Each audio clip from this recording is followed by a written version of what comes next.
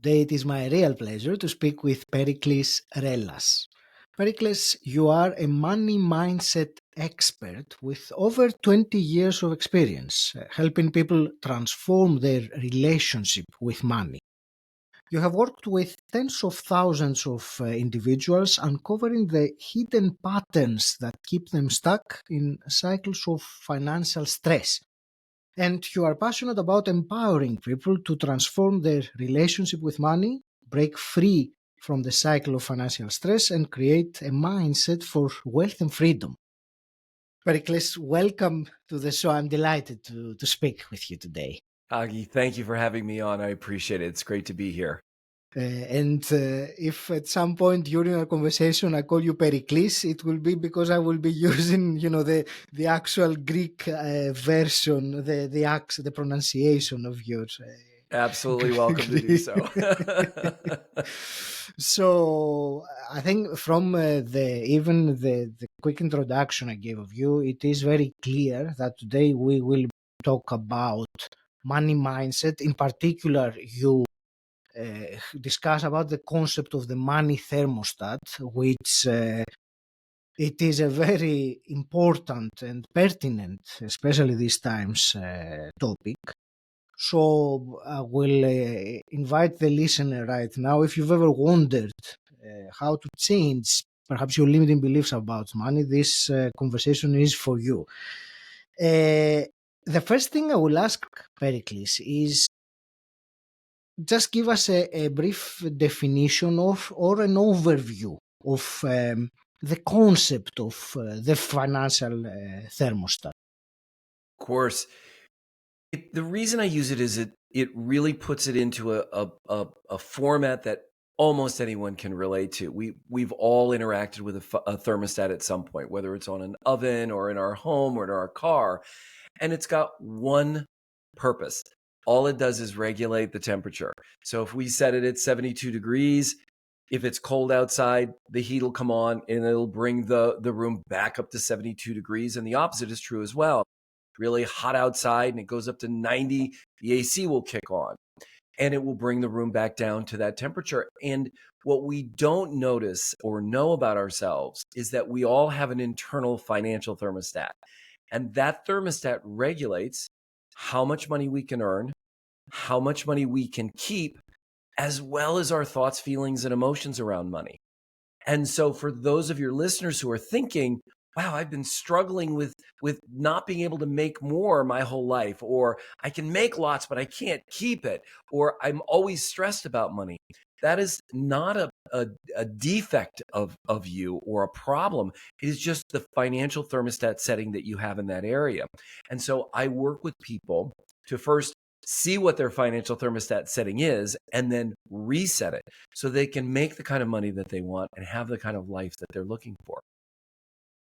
This is great, and we will go into detail about the thermostat, because the first thing we need to understand is how that thermostat was set in the first place. Before we go there, tell us what inspired you to dedicate your work in helping people shift their money mindset.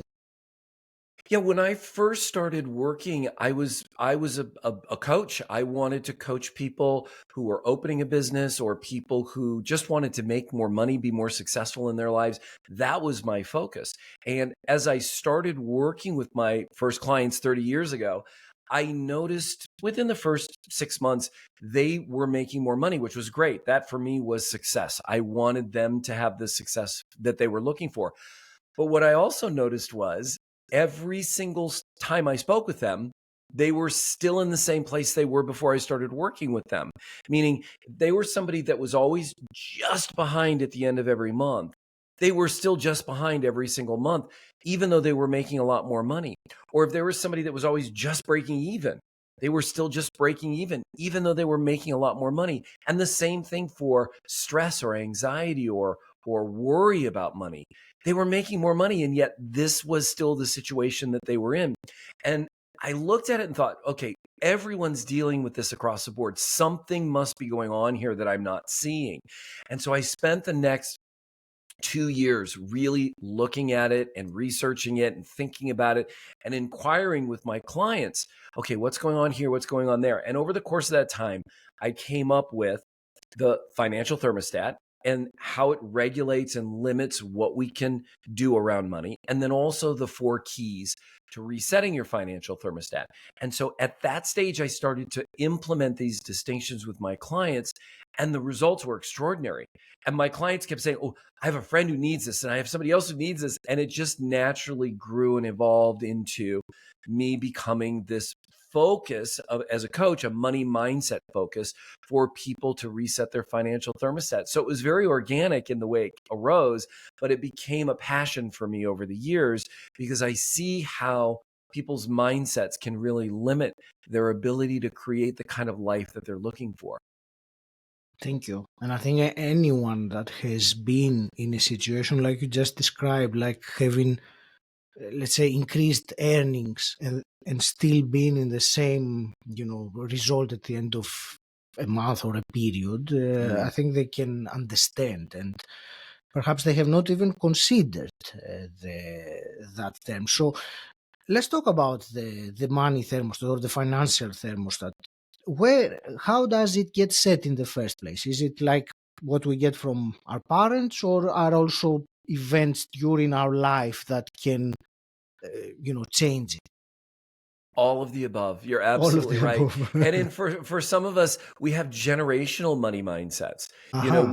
We have things that are passed on from our parents and our grandparents and before them, and we don't even realize that it's there. For me personally, one of the biggest breakthroughs I had once I started this education and started this conversation is I remember this time when I was a little boy. I was about 6 years old, and we were watching as a family a show you may know or may not know, especially across the pond, called Lifestyles of the Rich and Famous. And you can imagine the theme of this. It was all about, a focus on a family that was very wealthy.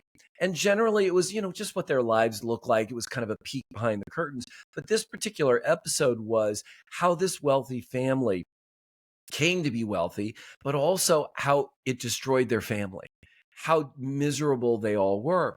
And I remember as the show ended, my mother said, very nonchalant, she wasn't trying to really make a point beyond a casual comment, I never want to have that kind of money. You'll lose your whole family. And in that instant, that 6-year-old boy, not knowing what I was doing, but subconsciously, I made the decision, never make too much money because you'll lose your whole family. And as someone who loves my family, I didn't want to lose them. And that became the glass ceiling financially, or my financial thermostat setting, that stopped me from ever getting beyond a certain amount of money. And I remember struggling with it. I remember fighting with it. I remember saying, I'm going to get to the next level no matter what, if it kills me. And it was a struggle, and I couldn't get there.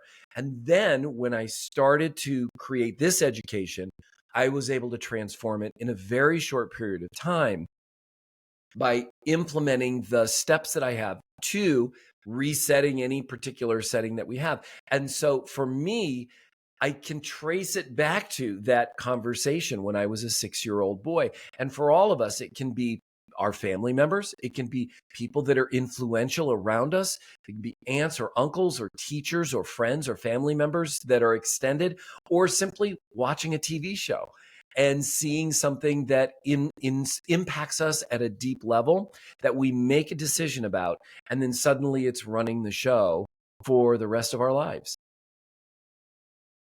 So how about events in our adult life? Is that also something that can happen, that can change the thermostat? Yes, absolutely. As we get older, I think that there are less things that influence us at a subconscious level around money because our kind of our money mindset or thermostat is set. There are things that can make dings to it. And it depends on what we bring to the conversation. We need to be in a conversation of, I'm committed to changing. I'm committed to having something different. And when we're in that place, it opens up to, okay, there's this possibility of making an adjustment, both negative and positive. But sometimes we need that outside influence to be able to point out what we can't see. It's one of the reasons great athletes and great business leaders have coaches, is so the coach can point out what they can't see, because you can't change what's there with the same mindset that you use to get where you are. So we need to shift our mindset, and oftentimes that requires some sort of outside influence. Sometimes it's just watching a YouTube video or reading a book or listening to someone like this in this conversation, and other times it takes a more intimate, focused conversation. But yes, it is possible to make those adjustments as we get older, and in my case, I'm looking at making it in a positive way for people. Of course. So have you noticed people changing their thermostat just by watching a talk, or just is there, for some people, is it as simple as that?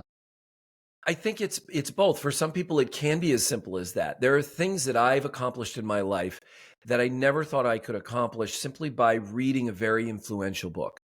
It would need to be the right book for you, for me, right?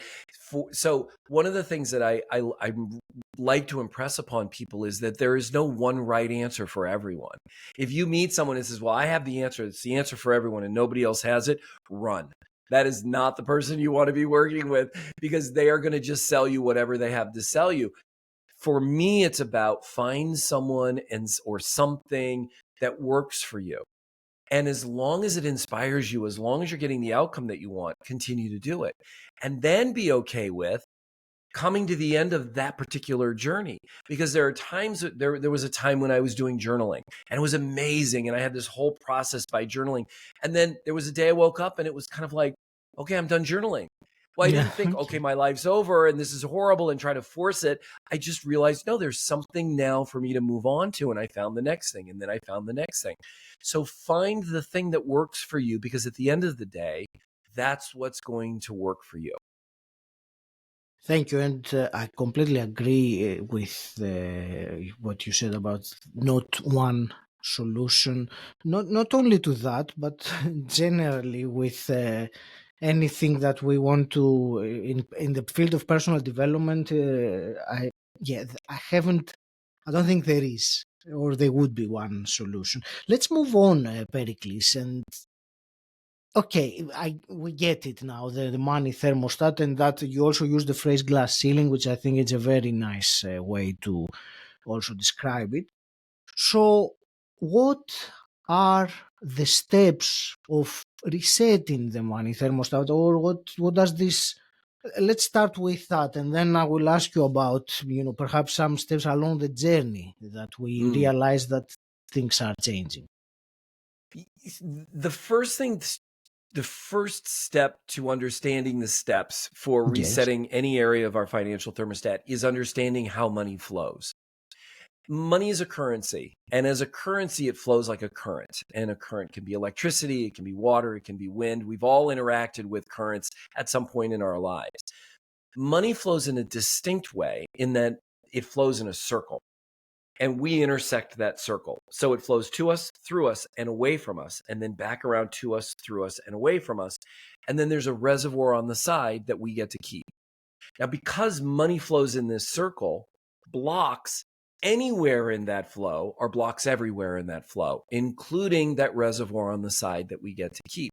So the first thing we want to do is look to see, well, what are my blocks in the flow coming to me? And then the blocks in the flow of money going away from me. So blocks in the flow of money coming to us can look like, I hate the wealthy. I hate my boss. I think that money is the root of all evil. Those are just three very simple examples, and probably the most powerful of all of them. If we resent the wealthy, or we hate the wealthy, or we think money is the root of all evil, we will never be able to become wealthy, because we can't become that which we resent or that which we hate. And we don't look at it from that perspective, but we think from, well, I don't want that much money. But in the world of more, there is no distinction. If I give you a single penny, you now have more than you had a second ago.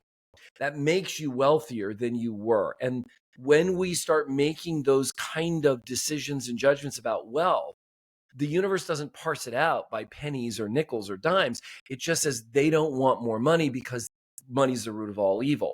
And so we want to clear those blocks out. And I'll show you how to do that in just a moment. Blocks in the flow of money going away from us can look like, I hate paying my bills on time. I resent paying my bills. I never pay people what they want. I always try to negotiate it down. I will hold on to my money as long as I can. I penny pinch every penny. Those are blocks in the flow of money going away from us. And again, any one of those blocks impacts the money flowing to us, through us, and away from us, and ultimately that reservoir on the side. That reservoir on the side can have blocks too. Money flowing to that reservoir on the side. I don't deserve money. I don't deserve to have a lot of money. Those conversations can block you being able to save money on that reservoir on the side. So now that we've seen what the flow of money is and how we can block it, the next step is to clear those blocks out. And we can have many, many different blocks, but we want to start with the most predominant one. And that, for some of you listening, may very well have been when I said money's the root of all evil, or I hate the wealthy. Whatever that may be for you, you can just stop and think about what's your relationship to money, or what do you think when you think about money? And that will be one of the blocks. If it's negative, that will be one of the blocks in the flow of money for you. So the first step to clearing these blocks is, one, notice it and acknowledge it. This is so important. If we don't notice it and acknowledge it, we're never going to be able to get beyond it. It's kind of like the alcoholic saying, I'm an alcoholic. That acknowledgement gives us power over it rather than it having power over us. And so we want to acknowledge it. Oh, this has been my conversation for 20 years or 30 years, or I don't even know how long it's been, but I've got this conversation and this block around money. I can own that. The second step, and this is the hardest. Before we go to the second step, one Please. more question about this first step. So is there any particular process that you advise in order to identify these blocks? Because it's one thing to talk about these blocks, but as you very well know, they are mostly happening on the subconscious level, and I might Yes. not, for example, necessarily be aware that when I'm paying money, I have at the back of my mind the thought that it's too expensive, Yes. you know. Yes. So how do we bring those blocks into light? This is a great question, and one that comes up from time to time, because sometimes, like for me, when I was a 6-year-old boy, we may not be able to identify that particular incident or episode or moment in time. And sometimes it's just a matter of, I don't know what it is, but I can't get beyond this place. We know there's an it there. We may not be able to identify its origin or it in particular, but we can identify that there's an it there that's a block. And all we need to do is make that declaration. I don't know exactly what it is, but I know it's there, and I know it's been there for a long time, and I can own that it's been there and that it's been stopping me from getting to where I want. So I can own that it is there. So for those of you who are concerned about that, don't worry about finding the exact time or day. People spend years in therapy trying to figure out why they are the way they are. And I'm not dissing therapy. It's awesome for many people. But sometimes people, they spend years and thousands of dollars trying to figure out why they are the way they are. And then they figure it out. And I say, great, did it make a difference? Oh no, I'm still the same way. I just know now why it is. Yes. So that's not the key here. The key is just noticing that there is something there. If you can identify it, great. If not, just use it. There is that it there. Own it. Thank okay, you. I've got this it there. Then the next step is, and this can be the hardest one, because it has been there for a long time. It's familiar, it's comfortable. And many times we're actually addicted to it. We're addicted to that sense of whatever it provides us because it's familiar.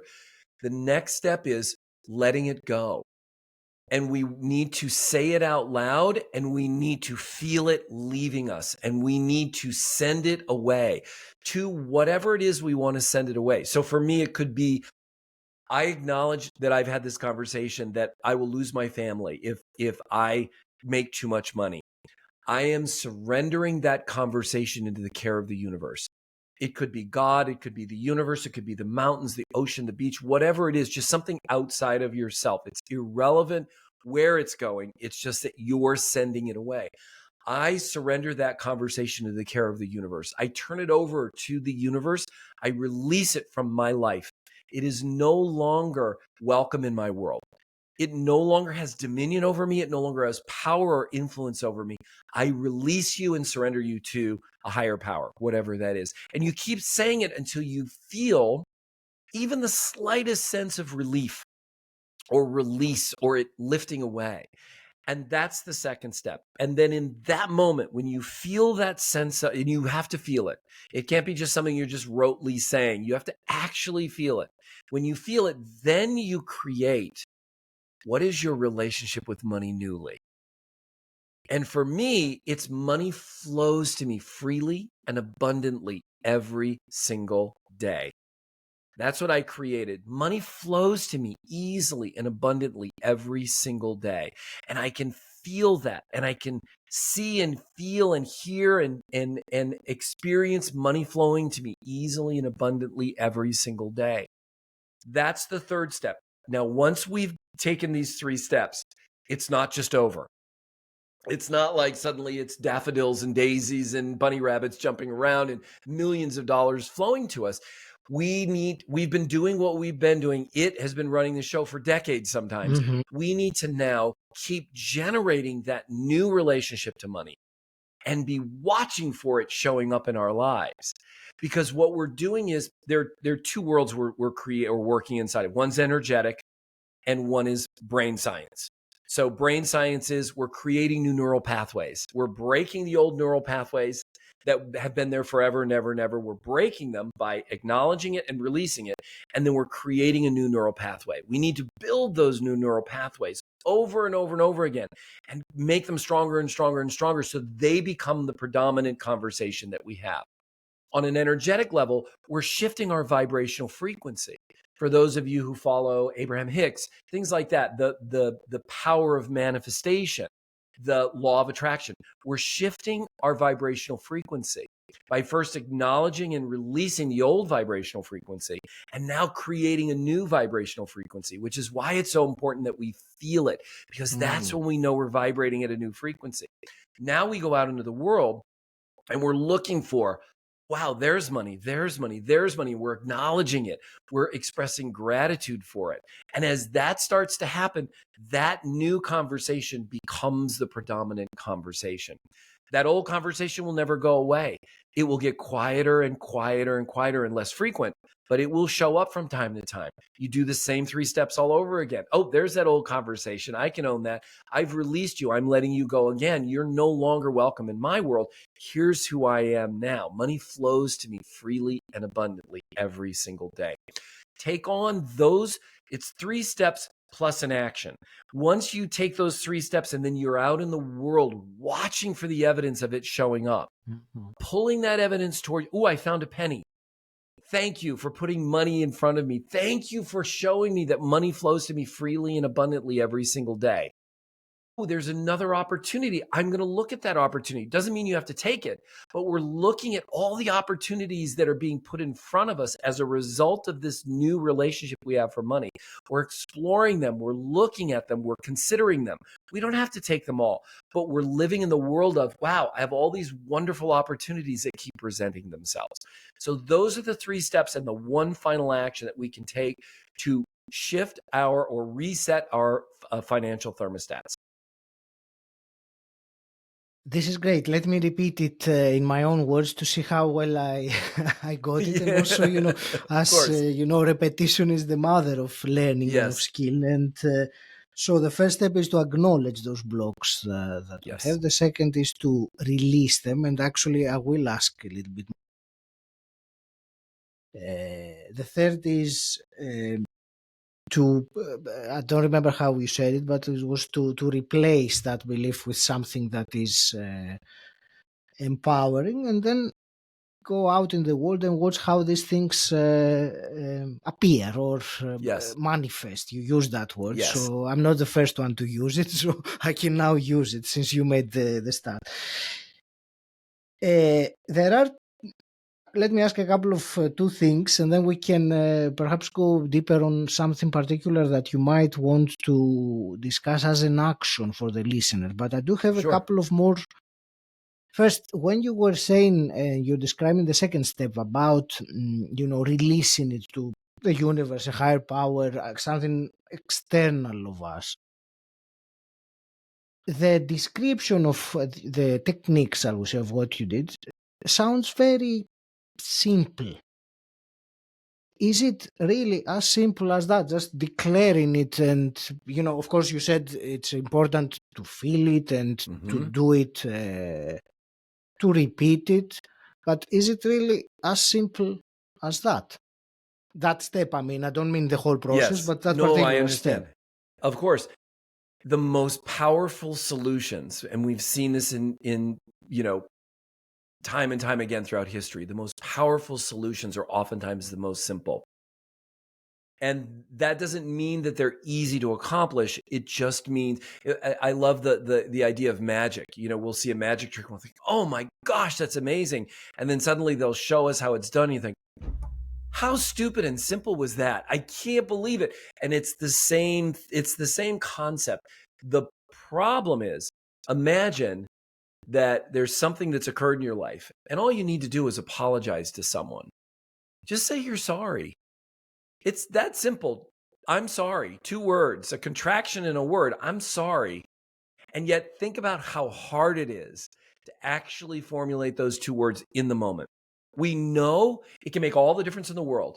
It can end the strife or the disagreement or whatever's going on, even with somebody we truly care about. I can't say I'm sorry. I just can't bring myself to say I'm sorry or to forgive. So the action is very simple. It's the mind that keeps us from actually taking it. So when I was talking about releasing it, it's funny when I'm working with people and they're in that stage, I'm like, okay, now let it go. And they're struggling to let it go. As simple as it is to say, I release it, I let it go, it no longer has dominion. It's oftentimes we can equate it to almost like, I'm going to let go of my right arm. I'm going to let go of, because it's been a part of us for so long. Yes. It's been an integral part of the way we've interacted with life. And again, it's very familiar. My dad was a great example of this about quitting smoking. My dad was a smoker his whole life. He could quit like that. He could literally stop like that, but he always went back to it because he loved it so much. It was so familiar for him. For some people, it's very challenging to quit.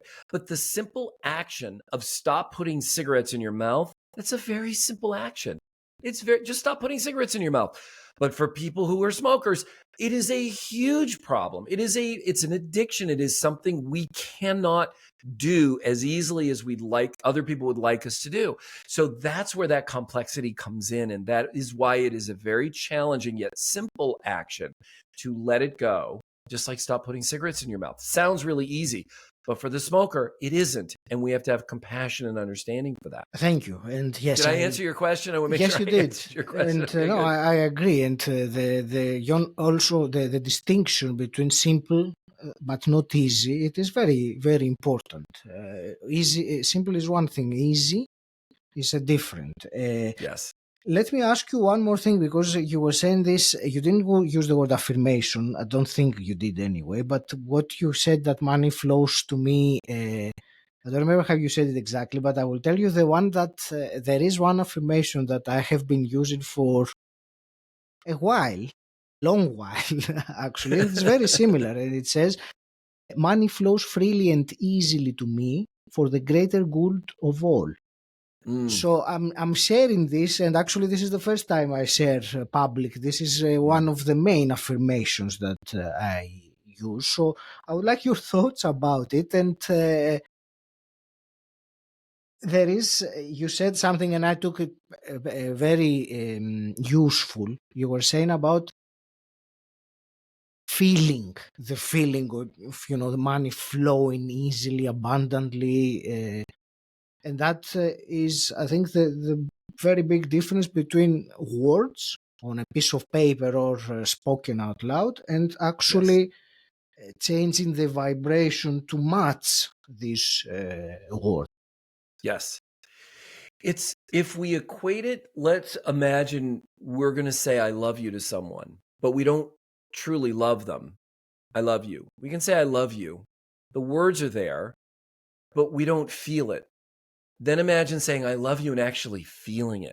They're two totally different worlds, Yes. totally different experiences. And when you say, I love you, when we say, I love you to someone and we feel it, they feel it. They can experience it in a different way. And it's the same thing when we're creating this new relationship to money that we want. And Agi, I want to speak to, because I love what you've created. There are two things I want to say about this, really important. The first one is many people, they have affirmations and or they're trying to manifest and they're struggling because they don't understand why it's not working. Yes. It's not working because they haven't done the first two steps. We can't manifest on top of a negative. Just like we can't build a house on top of no foundation. The house will crumble. We need that powerful foundation. In this conversation, that powerful foundation starts with us acknowledging, owning, and then releasing that negative conversation. It would be like, I've got a mud pie. Here's a mud pie for you. Now I'm going to put some really nice frosting on top of it. That's the manifestation or the affirmation. Well, the mud pie's still underneath there and it poisons everything that's being Yeah. put on top of it. So we need to get rid of the mud pie and then create from nothing. Now, I love what you created. Money flows freely to me for the greater good of all. I think if Freely I and didn't get easily. Freely and easily to freely me and for the greater easily. good of all. Yes. Yes. And so I love the first part of it is so nice. I'm suspicious about the second part. If I can be honest with you here Of course, and that's have why I this shared conversation, it. I appreciate it. Yes. Absolutely.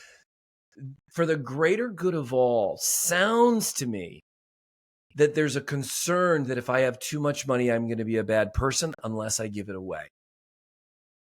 And so I want to make sure, and the reason I bring it up is because often, a lot of times I'll say something that's, well, okay, what would you do if I gave you $1 million? Well, I donate a lot of it to charity, as if that suddenly compensates for, I'm a bad person because I've got a lot of money, so I need to give a lot away to charity, right? I want to make sure for you and for anyone that's in this conversation that negative mindset, that block in the flow, that money is somehow evil, is cleared. Because look, the bottom line is money is not evil. Money is not good. It's just money. It can only provide us with the things that it can provide us with. It can't buy us happiness. It can't buy us security. It can't buy us freedom. It can't buy us a sense of fulfillment or satisfaction. We like to think that it can. Look, money can buy us lots of things that we enjoy. I surround myself with beautiful things and I love them, but they're not the source of my happiness. They're not the source of my fulfillment. They're just things that I can bring into my life to help supplement, but it is not the source of my joy and happiness. I've worked with billionaires, people who are on the Forbes list billionaires, and I've watched how miserable they are. I've watched how fearful they are because they don't know what's coming next. Fearful of losing a child, to a divorce or losing money to a lawsuit or whatever it is. They don't have a sense of security. They don't have a sense of fulfillment. And I've worked with people who have very little money, who have all of those things. They have fulfillment and joy and happiness and security in their lives because they know where it actually comes from. So when we're in this conversation of creating something newly, we want to be really clear about, am I compensating for this negative thought that I have that money's evil or money's bad or money will make me bad? Or am I freed up from that? Have I let that concern go? And now I'm creating something newly. And one last tidbit that I'll offer, if I may, is money will amplify. It is not good and it's not evil. Money will amplify the personality traits that you choose to allow it to amplify. And what I mean by that is we all have propensities to be good and bad. It's part of who we are. We can be good or we can be bad. We get to choose whether we're good or bad. When we get more money, it will amplify the behaviors that we choose to focus on, which is why we see sometimes people with a lot of money and they're horrible. They treat people horribly. They behave horribly. They think they can do whatever they want, whenever they want.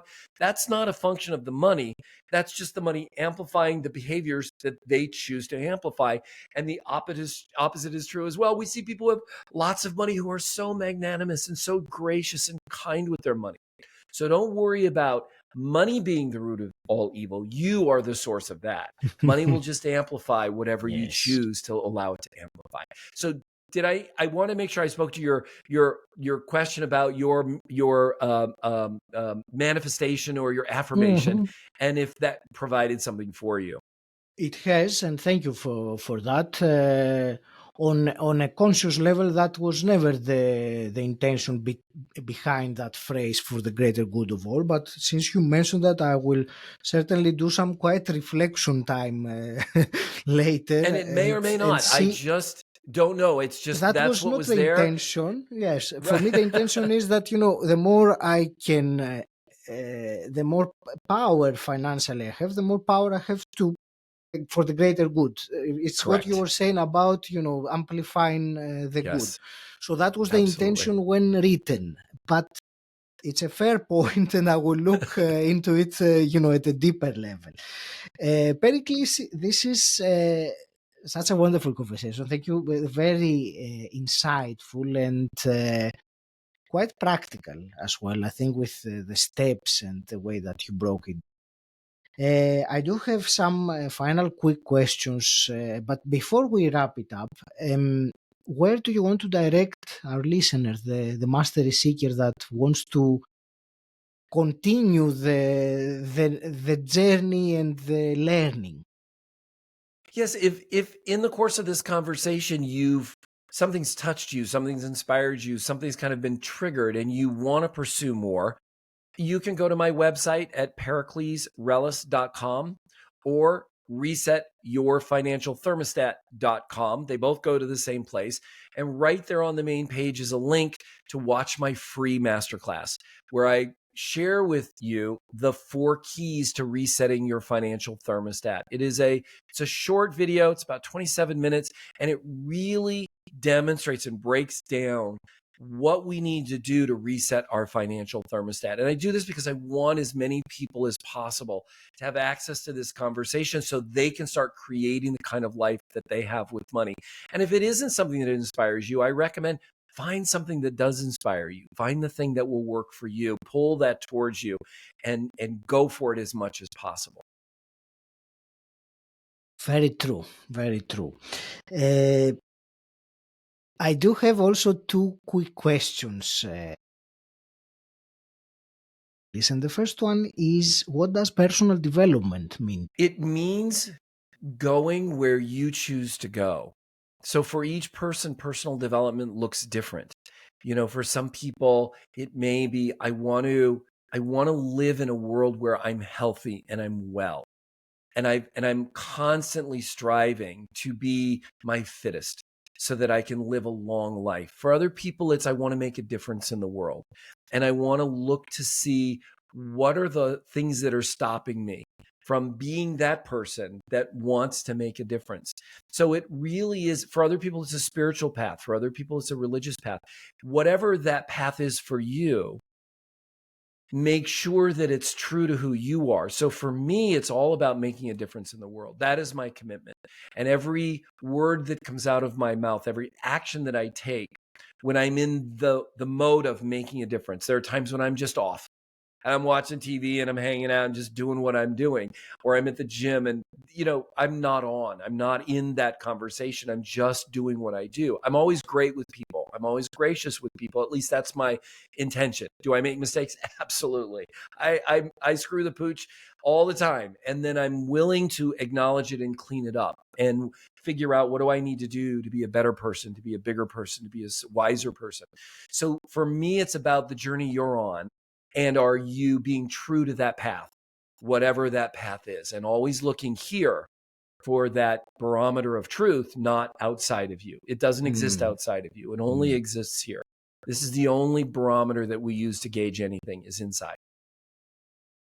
Beautiful answer. And a hypothetical question, if you could go back in time and meet your 18-year-old self, what's one piece of advice you would give him?